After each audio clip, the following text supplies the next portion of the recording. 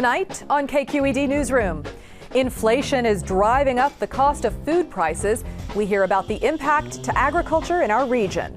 And Salesforce's Dreamforce conference put sustainability front and center this week with appearances by Al Gore and Jane Goodall.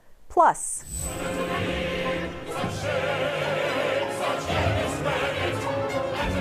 we hear from the San Francisco Opera about bringing the passionate love affair of Antony and Cleopatra to the stage as part of its 100th season. And do you have a favorite piece of artwork by Diego Rivera? You might catch a glimpse of it in this week's edition of Something Beautiful. Coming to you from KQED headquarters in San Francisco this Friday, September 23rd, 2022. Hello and welcome. This is KQED Newsroom, and I'm Priya David Clemens. The Federal Reserve raised interest rates another 0.75% this week, working to put an end to raging inflation. That inflation is being felt by consumers as we go about our daily lives, but also by food producers, such as farmers here in our community. We are starting this week in Tomales Bay, where I talked with organic dairy farmer Albert Strauss about the impact of rising production costs. Yes, all farms are having a big crisis, not only dairies, but throughout California and the Western United States. It's not only. You're reaching out to the government. What are you looking for? We're looking for not subsidies, but emergency relief, grants that we need to get as quickly as possible. We cannot raise prices in the market high enough to offset this loss. Albert Strauss also pointed out that because of inflation, people are sensitive to food price changes right now. You know, paying another $1 or $2 for a gallon of milk, he says, is untenable.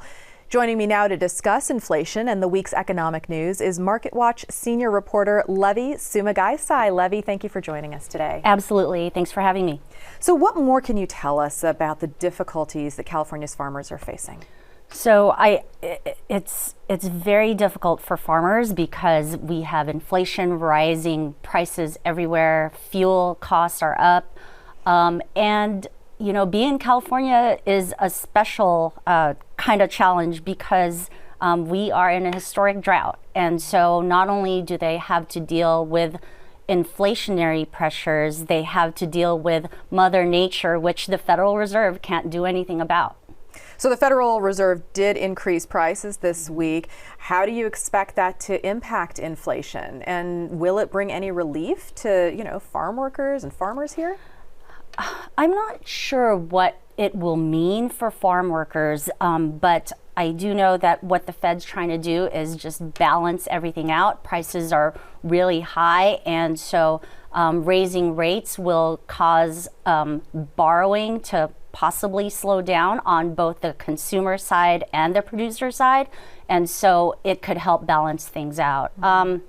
You know, we'll see what happens. I know that the Fed said that they plan to continue to raise rates some more as they try to balance things out and you know, slow down this economy. What other ways is inflation being felt in the food sector?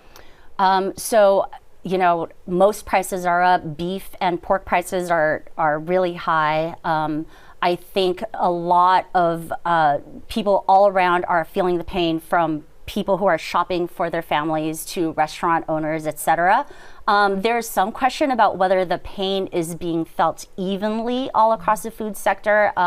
You know, coming from MarketWatch, we do pay attention to companies' earnings reports, and the margins of some retailers are the same as they've been. And so there have been some questions about whether this pain is really being felt evenly across the country. Right, right. And who's bearing the weight of that? Right. I want to turn a little bit. You mentioned the drought earlier, historic mega drought that we are in here in California. Sustainability was something that Albert Strauss talked about on his farm and ways in which they are working to be carbon neutral. It was also a major focus at Dreamforce this week. So Dreamforce, Salesforce's big conference every year, happened this week in San Francisco. 40,000 people were here from around the world. Al Gore was here, Jane Goodall was here, and they were talking about, really digging into sustainability in our future. Absolutely, yeah. So I was at Dreamforce a couple of days this week, and I have to say it felt like how it did before the pandemic. San Francisco felt like it was back, at least for this week. And I did see Jane Goodall and Al Gore speak, and one of the things that Al Gore talked about was California's historic drought. That was one of the things that he talked about. He said, God bless California for all it's doing in terms of trying to have a sustainable future. But he did talk about some of the difficulties that California and the rest of the West, what we're facing as we have this historic drought. Right, Yeah. right. I mean, steps that we're just going to have to keep working through Yeah. in the years ahead. Let's turn a little bit and talk about another piece that you came out with this week that I think is going to be of huge interest to our audience. It's been following Prop 22 and AB 5. This is specifically related to gig workers in the Lyft, Uber community, right? Yes. And the proposition was that these workers couldn't be classified as employees. They had to be independent contractors. Then some of that was overturned. Where do we stand now? Tell us about the reporting this week and what you found from the fallout of all of this political action. Sure. So Prop 22 was passed in 2020 by 58% of California voters. At the time, it was the most expensive proposition ever. Over $200 million spent on it by companies like Uber, Lyft, DoorDash, Instacart, etc. So this week, on Wednesday, there was a report published by Rideshare Drivers United and Policy Link. They collected data directly from drivers, their wages, as well as interviewed drivers. It was a small sample, 55 drivers, but what they found was that if you take into account everything that the drivers would earn and everything they would be entitled to in terms of benefits, that if you took all that into account, that the median earnings of Uber and Lyft drivers are $6.20 an hour. And so that is less than half of California's minimum wage of $15. And so, the conclusion of their report was that Prop 22, which they were against in the first place, is bad for Uber and Lyft drivers. Now, of course, I asked Uber and Lyft what they had to say about this, and they came out very strongly against it. They called it a flawed report. And they touted their own numbers, numbers from studies that they've backed that say that drivers make over $30 an hour. Okay. So there's a disparity between what both sides say. All right. So right. That's the report you came out with. Levi, Sumagaysay, MarketWatch senior reporter. Really appreciate your coming here today and sharing your knowledge with us. Absolutely. Thank you. 100 years ago, the San Francisco Opera was born with a performance of La Bohème in the city's Civic Auditorium.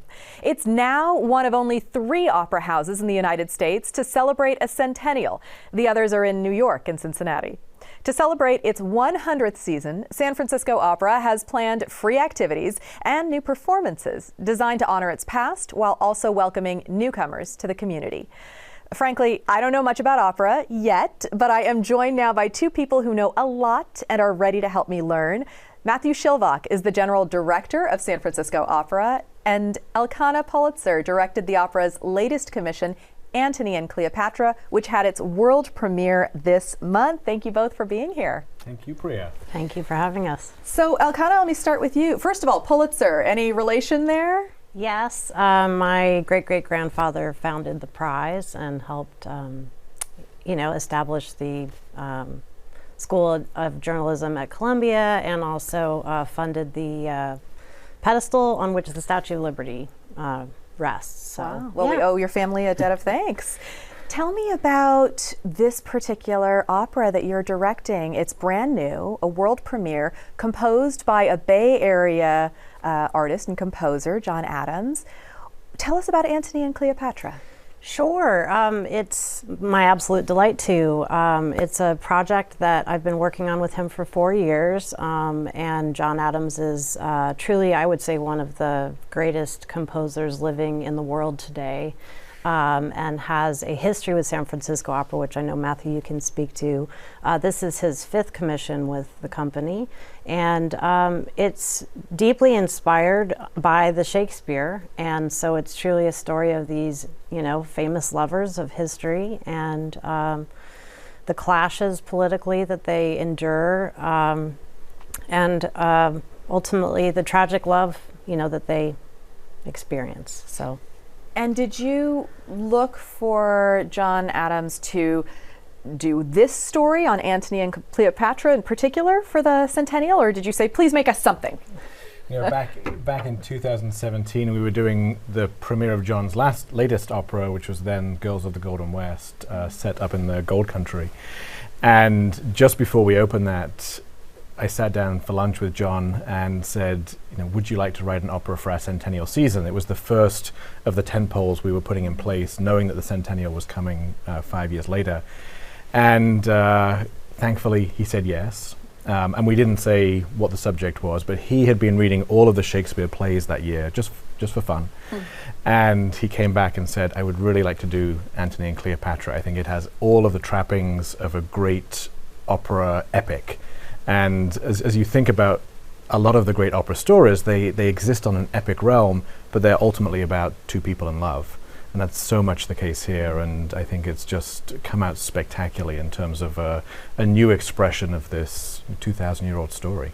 So I want to lean into that new expression piece here. What is new here in this story that many may know? Elkhanah, as the director, what sort of choices did you make that maybe push the envelope that is telling this story in a new way? Sure. I mean, I think the approach in terms of design was to marry this ancient world with kind of a glamorous Hollywood lens, but then also sort of embed a questioning around media and the gaze and how people frame their public personas and the masks that they wear, and what public life as an epic leader looks and feels like vis-a-vis sort of private, more conflicted situation that happens in the story, in the scene work between these two people. Well, Cleopatra is certainly someone that we all think about with a certain worldview, right? This beautiful, strong, powerful leader. And is that still the way she is presented? That it was central to my way into the piece, absolutely. I mean, I think she's an incredible figure of history, and she lives in the public imagination, and she's, larger than life, and a polyglot, and a politically savvy rhetorician, and, founded relationships with Rome, was the wealthiest woman at the time in history, and all of this stuff. So there's a lot more than just sort of being a sex kitten in terms of the narrative of who she was. And we really wanted to celebrate that and also give her ownership and authority over how she's being presented in terms of her public media persona and the narrative that she's defining in relationship to what that looks and feels like, as opposed to having it sort of done by others. Well, let's take a quick listen now to a clip from the opera.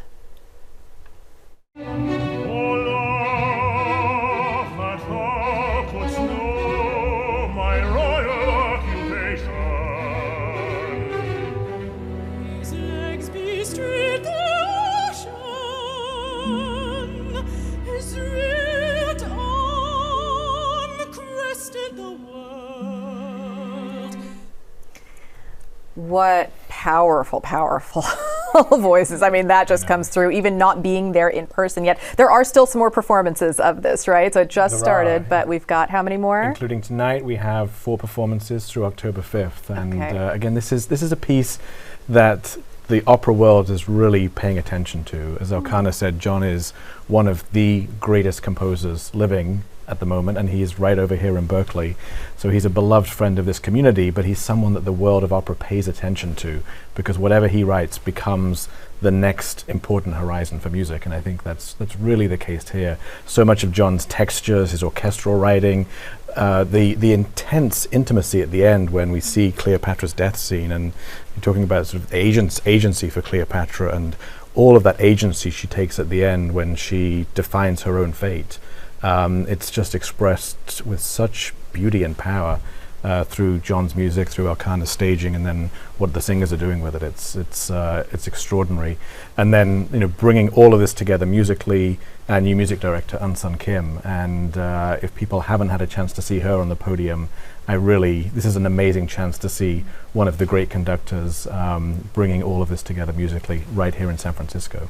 What does it feel like to work with these people, these living legends from what you're telling me? I'm still pinching myself. It's because again, they're dear friends. I mean, we're surrounded by amazing collaborators, and you have to step back and say history is being made here. It's a real privilege. And it isn't just these people who put a production together. It's not just these faces that we've seen here. There's a large cast, it seems like, who are on the stage, and then there are all of the supporting roles as well. Elkhanah, tell us a little bit about what it takes to put this sort of production together. Sure. We were just talking about, there's between 300 and 350 people who are a part of putting on a performance every single evening. And, many of them are behind the scenes working their magic and creating all of these illusions that we get to enjoy out front. The orchestra, the chorus, the crew, and the world of the piece is epic and intimate. The design is monolithic, and so there are even people who are helping to convey these huge pieces scenically that are moving around on the stage as we watch. Talk to me a little bit about that, because it does seem like there are very large pieces that sort of open and close and move around. Yeah. And then you have a lot of multimedia aspects, it seems, that where there are different things that are portrayed onto the screens as well. Absolutely. Mimi Lien, who's the set designer, and Bill Morrison, who did the film content, we really knew from the get-go that media was going to play a big part in terms of, the formation of these public identities. And so Mimi came up with this fantastic aperture that opens and reframes and moves throughout. And then upstage, obliquely, you perceive this, epic scale of these cultures, because if you look back at things like the pyramids and Abu Simbel and things of that nature, the scale of the human being is, minuscule, and we really wanted to have that relationship between architecture and human.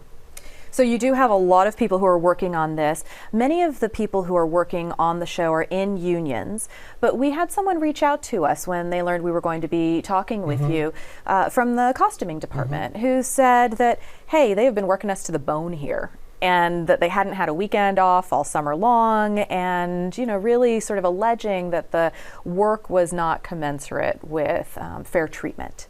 How would you respond to that?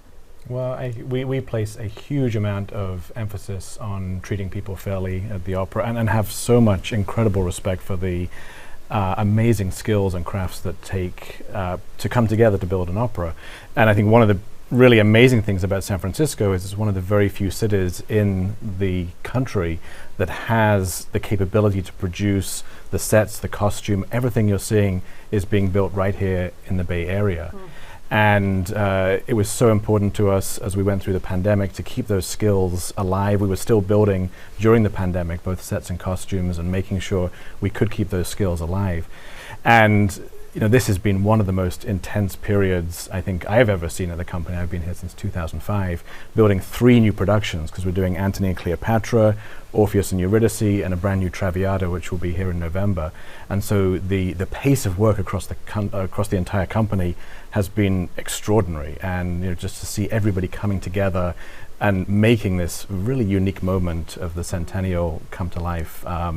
So I have such pride to be working with all of these people, because we have up to 1,000 people a year that work in the opera and make all of this come together. So it's really a communal art form. Elkhanah, anything to add to that? Anything you've heard? Any concerns from crew members or others? Really, I guess the only thing I would add is that we all worked extremely hard to, make the show that what we put out to the audience, which ultimately makes the thing real, is when we share it. We definitely spend long hours in the theater, and that's part of what, the hard work that goes into making the magic. And everyone across the board that I worked with inside of the organization works tirelessly at an extremely high level, and it's really an honor and a privilege to be there, because certainly you go to different places. As a stage director, I'm freelance and I travel and I see a lot of different cultures, and I have just been really moved by the commitment and the level of passion and focus and support that San Francisco Opera as a community really fosters. And I think it allows us to take risks creatively. And I think it also speaks to leadership, because generally when somebody in a leadership position has values and takes care of people, it trickles down and everyone feels it. So let's talk about what you have coming up. One of the things, criticism sometimes of the opera, is that it's expensive. It's hard to get there and to see it and to access it. So you have found some different ways to try to bring it to more people. One of those is Opera in the Ballpark at the Giants Ballpark. Right. So is La Traviata going to be there later this year? It will, on November 11th, with a free simulcast, so a free relay from the Opera House stage to Oracle Stadium. And there are so many ways this year where we are working to welcome in the community. We say, this is San Francisco's opera company. We want the community to be welcome here. And so we just did a wonderful concert out at Golden Gate Park for our opening weekend. We have the simulcast coming up on November 11th, opening night of Traviata. We also have a really exciting program, Dolby Family Opera for the Bay. Every single performance this year, no restrictions.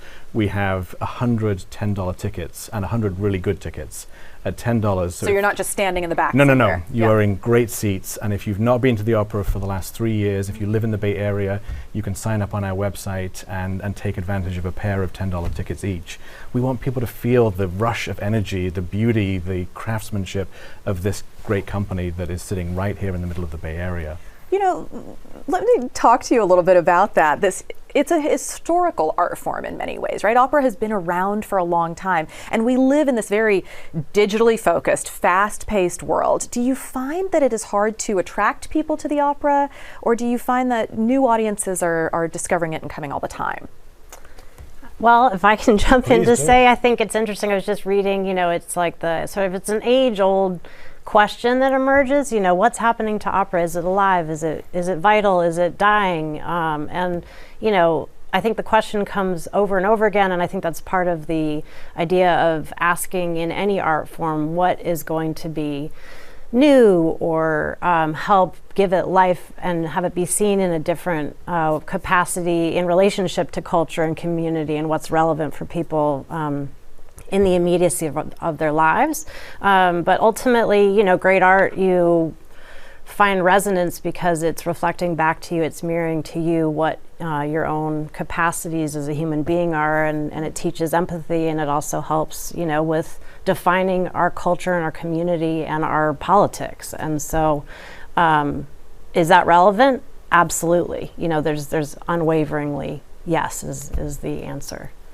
Yeah, there are such unique expressions that happen on the opera stage, and with the operatic talent that we bring in. We've spent the last year or so working on a new digital series we call In Song, which is available for free on the website. And we explore the traditions, the cultures, the family of a number of different opera singers and what led them to be the artists they are today, and the different cultures and traditions that they bring to their own singing. And actually we did one with Amina Edris, our Cleopatra, which before we knew she was going to be the Cleopatra, which we filmed on location in Cairo with her family. And I think it just speaks to that immediacy of what the human voice can deliver. The stories we tell on the Opera House stage are our stories as human beings. They're told in this sort of larger-than-life way with these beautiful sets and a huge orchestra. But at the end of the day, as Elkhanah said, they're allowing us to reflect who we are as human beings. And I think, particularly after what we've all gone through in the last couple of years, to be able to gather in a space together and to be able to focus on that and to be able to celebrate what we bring as humans to the world, I think it's a beautiful thing that every time that curtain goes up, everybody in that house, I think, just feels the great blessing of having these kind of cultural organizations in this city. Well, I can feel your passion here for it too. It's certainly inspiring me to take advantage of the opera here. So thank you for your time. Matthew Shilvock, who's the general director of San Francisco Opera, Elkhanah Pulitzer director of this particular world premiere show, Antony and Cleopatra. Thank you. Thank you, Priya. Thank you. San Francisco was such an important place to the well-known Mexican artist Diego Rivera. He painted his first murals in the city, and he and his wife, Frida Kahlo, remarried here. San Francisco's Museum of Modern Art currently has a 150-piece collection of Rivera's work on display, focusing on his vision for America. And it's this week's look at something beautiful.